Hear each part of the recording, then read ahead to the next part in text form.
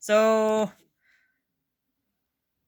little update. We tried recording on our Zoom and we've had various multiple, I don't know, technical difficulties, whatever you want to call it. So, this was the easiest way to do this and the fastest since we've already been talking for probably a good 20-30 minutes.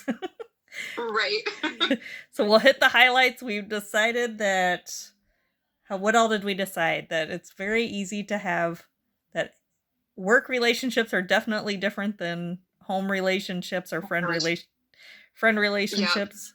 Friends at work are definitely different. They are not as involved sometimes, and sometimes depending on the line of work you're in, they're more involved. Stressful jobs It tend to be. depends. Yeah, sorry. No, go ahead. It just depends. Like each relationship with each individual or coworker is different. So you could be closer to some people, whereas others you're not. And then you were going to say the stressful part. Oh yeah, the stress level you have at work, and the more you have to rely on your teammates and coworkers, I think definitely makes a difference as far as to the kind of personal relationship you have with them outside of work as well. So, what else was on there? Did we see? Let me go back. Let's see here. Discuss how interpersonal relationships are affected by face-to-face and online channels, particularly in terms of rich, lean channels and the benefit and drawbacks discussed in Chapter 2. I don't know. I always struggle with mediated conversations. Other than this, I consider this face-to-face more or less, other than the technical difficulties. And I don't know if because I prefer mediated, unless there's like a language barrier for me. Mm-hmm. Like I would prefer to do it like via message or telephone, because like in the clinic, I feel like when I call a patient, they don't answer. And so then it's like, then I'm waiting for them to call back. But then if they call back and then I'm busy, whereas if they just like portaled me, I could just easily portal them back. Right. Yeah. Yep. I agree. And, with me, it's not called Portal because I work at Stanford, but it's like my chart. So it's pretty much the same thing. And it's so easy. And I wish every patient had that because it makes like a lot easier. So I think it probably. The thing I like. Go ahead. We keep cutting each other. That's okay. Go ahead.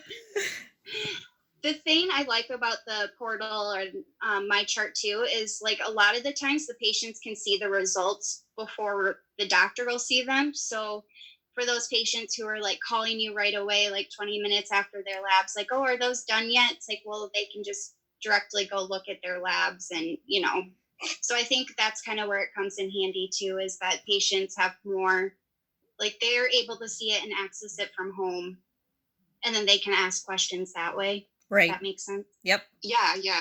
I totally agree. That is super nice. Yeah. I know I actually I've family members that are on a Vera chart, and so I look at their labs and stuff for them, and that's always nice because sometimes the doctors don't always call and say, hey, their lab was normal, but they've had a chronically, off level of something for so long, and so I'm constantly monitoring it, and so it's just nice to be able to hop on and see it for my own self and be like, okay, I'm not so worried now, instead of waiting 2 days sometimes before they call you and tell you. But I don't know. I find that the online chart stuff, I don't mind it.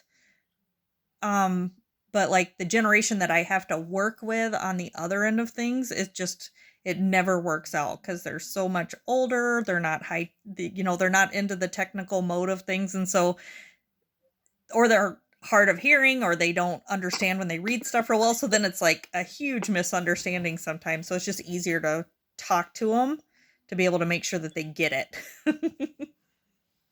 And that's a good point to where it would be difficult having to talk to like elderly people on the phone, because a lot of the times like we'll like warn our coworker next to us, like, just so you know, I'm going to be yelling on the phone because they can't hear me.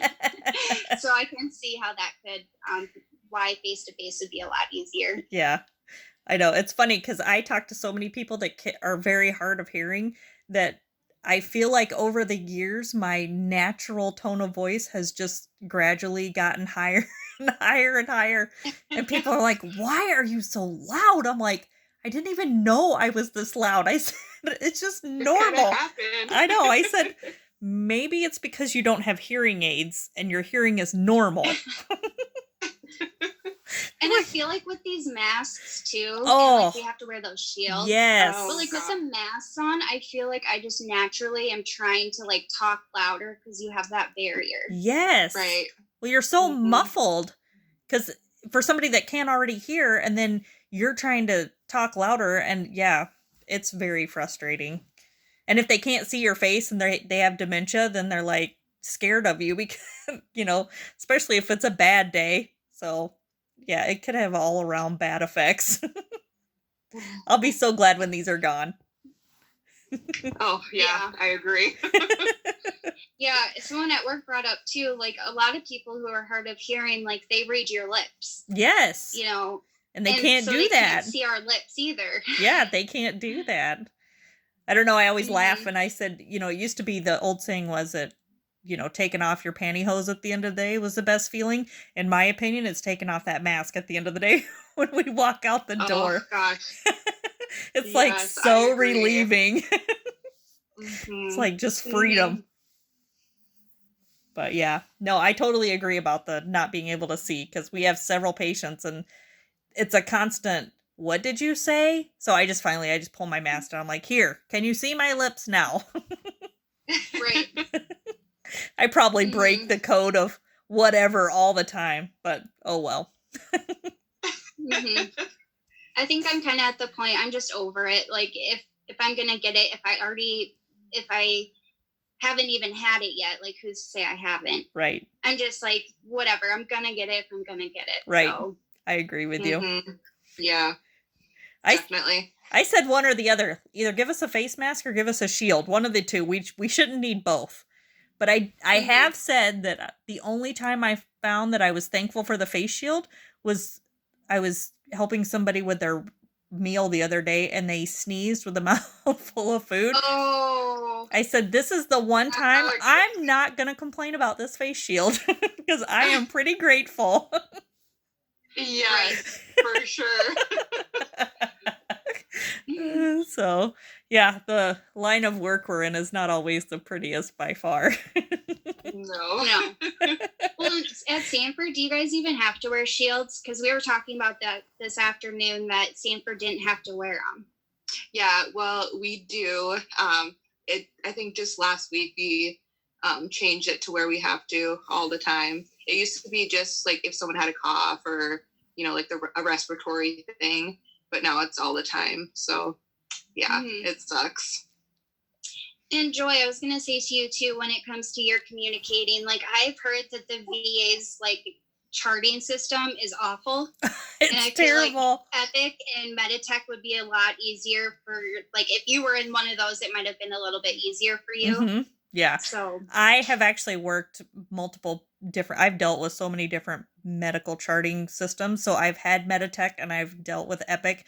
And over the years that I've worked at the VA, that has been my biggest complaint. I said, this is the oldest and worst system to navigate that you could possibly have. I said, even for your staff, it's difficult. So I can only imagine if your patients had access to this, they wouldn't even know where to go.